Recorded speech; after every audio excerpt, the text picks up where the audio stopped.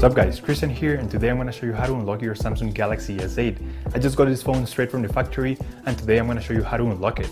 Just go ahead and grab your phone, and we're going to get the IMEI number of the phone. So we're going to dial *#06#, and as you will see, the 15-digit IMEI number will appear in your screen. So this is very important, guys. We're going to use this number to generate the unlock code to unlock this phone, okay? So keep it somewhere close. Now we're going to switch to a computer. Go to your internet browser, see that it says short instructions on how to enter this unlock code.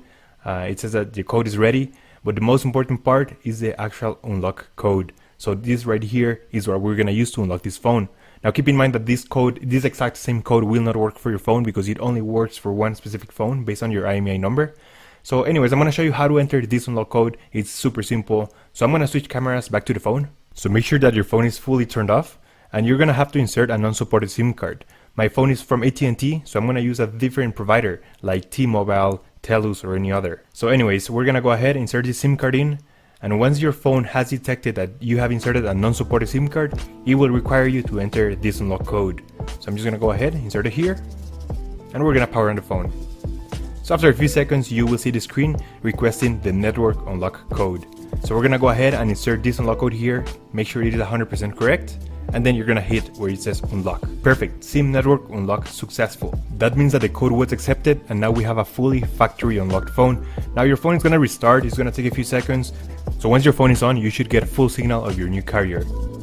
Alright guys, so there you have it. That's how you unlock a Samsung Galaxy S8. I hope this video helped you unlock your phone. If it did, give it a thumbs up, subscribe, and let me know if you have any questions in the comment section down below. By the way guys, if you haven't checked out the drop test video, go ahead and click it here to watch the drop test from 1,000 feet. We're also giving away a free Samsung Galaxy S8. So make sure you also watch this video because I'll tell you how you can win it there. Thank you for watching. See you on the next one. Take care.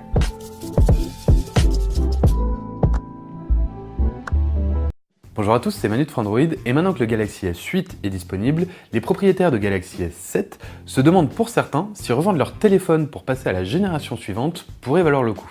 Voici donc le duel que vous attendez tous, opposant le flagship coréen de 2016 à celui de 2017. La principale différence se situe notamment au niveau esthétique, puisque le Galaxy S8 est une véritable rupture avec les générations précédentes. Si l'on dessinait simplement les contours de chaque téléphone, les deux appareils seraient très proches, et pourtant ils ne se ressemblent pas du tout, notamment en raison d'une réduction drastique des bordures sur le dernier né coréen. Au-dessus et en dessous de l'écran, l'espace inutilisé ne fait désormais que quelques millimètres grâce à la suppression du logo de la marque en façade, ainsi que des boutons physiques remplacés par des boutons tactiles à l'écran et un capteur d'empreinte à l'arrière du téléphone. On retrouve cependant des finitions similaires sur les deux terminaux, avec une façade arrière en verre plutôt salissante, un cadre en aluminium et un écran incurvé sur les bords, comme c'était le cas déjà sur le Galaxy S7 Edge. Cet écran Super AMOLED a gagné en dimension ce que le téléphone a perdu en bordure, puisqu'il mesure désormais 5,8 pouces contre 5,1 pour le Galaxy S7. Le gabarit du téléphone ne change que très peu en revanche, puisqu'il est plus grand de 6 mm sur la hauteur, mais plus étroit sur la largeur. Un tour de magie réalisé en modifiant le ratio de l'écran qui passe en 18,5 neuvième. Aussi, même si le Galaxy S8 est très agréable au toucher, il possède des différences notables d'ergonomie puisqu'il s'utilise plus difficilement à une main et que son capteur d'empreinte est beaucoup moins accessible. Petit malus supplémentaire, l'ajout d'une touche dédiée à l'assistant Bixby. Si ce n'est pas un problème en soi, elle est plutôt mal positionnée puisqu'elle repousse d'autant les boutons de volume vers le haut du téléphone. Pour en revenir à l'écran, ses qualités intrinsèques restent similaires à celles de la dalle du Galaxy S7. Il est contrasté, lumineux et avec de superbes angles de vision, mais ses couleurs tentent un petit peu trop de flatter la rétine et on perd en naturel de l'image. Autant dire que les amateurs d'écran Samsung ne seront pas perturbés, mais ceux qui préfèrent prévisualiser sur leur smartphone ce qu'ils obtiendront plus tard sur leur ordinateur devront passer un petit peu de temps à calibrer la dalle. Au niveau des performances en revanche, la différence est notable. Le processeur 8895 du Galaxy S8 surpasse sans se fouler la puce du Galaxy S7, même s'il reste derrière ce qui est capable de proposer le Kirin 960 du Huawei P10 par exemple sur les jeux. Et il s'offre même le luxe de beaucoup moins chauffer lors de l'effort grâce à sa finesse de gravure. La gestion de la RAM est cependant étrange puisque lors de notre speed test consistant à ouvrir plusieurs applications consécutivement, le S8 s'est montré moins rapide que le S7 sans que nous puissions expliquer pourquoi. Mais la plus grande avancée d'une génération à l'autre, c'est certainement la partie logicielle. L'interface Samsung Experience 8.1 du Galaxy S8 est un véritable bonheur à utiliser, tant au niveau de sa simplicité que de son ergonomie et de ses possibilités de personnalisation. Samsung avait déjà fait beaucoup d'efforts sur le Galaxy S7, mais là on approche clairement de la perfection. On peut cependant espérer que le Galaxy S7 puisse profiter de toutes ces avancées lors d'une prochaine mise à jour, vers Android O par exemple. Il est même possible d'imaginer que Bixby, l'assistant personnel du Galaxy S8, sera un jour porté sur son prédécesseur. Mais en réalité, ce n'est pas vraiment une urgence vu son état actuel beaucoup trop limité. Nouveauté aussi bien logicielle que matérielle, la sécurité est particulièrement présente au cœur du Galaxy S8. On retrouve bien sûr un capteur d'empreinte comme sur le Galaxy S7, mais cette fois-ci situé à l'arrière. On a également un scanner d'iris comme sur le Galaxy Note 7, ainsi qu'un système de reconnaissance faciale.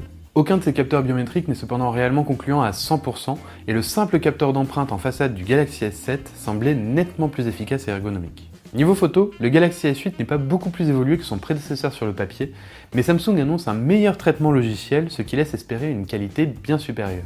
Malheureusement, lors de notre test, cela ne nous a pas du tout sauté aux yeux. Alors que le Galaxy S7 était l'un des meilleurs photophones de 2017, le Galaxy S8 nous laisse un peu sur notre faim, avec une finesse d'image qui pourrait être meilleure, une gestion des couleurs peu naturelle, une sensibilité souvent trop poussée et un curieux voile blanc qui vient régulièrement gâcher les clichés. S'il n'est pas mauvais, il perd clairement sa place de référence et on se demande même si le S7 ne ferait pas mieux dans certaines conditions. Fort heureusement, le capteur frontal est quant à lui excellent. Pour ce qui est de l'autonomie, le Galaxy S8 fait à peine mieux que le S7 en conditions fixes, et on remarque que son écran consomme beaucoup dès lors qu'il est nécessaire de pousser la luminosité au maximum.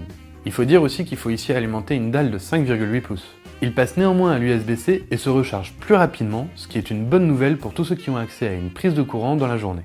Alors la véritable question qu'on se pose, c'est faut-il passer au Galaxy S8 si l'on a déjà un Galaxy S7 ?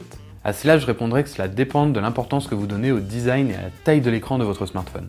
Car du point de vue des caractéristiques techniques, le Galaxy S8 ne semble pas proposer mieux que son prédécesseur, à l'exception d'une chauffe quasi nulle.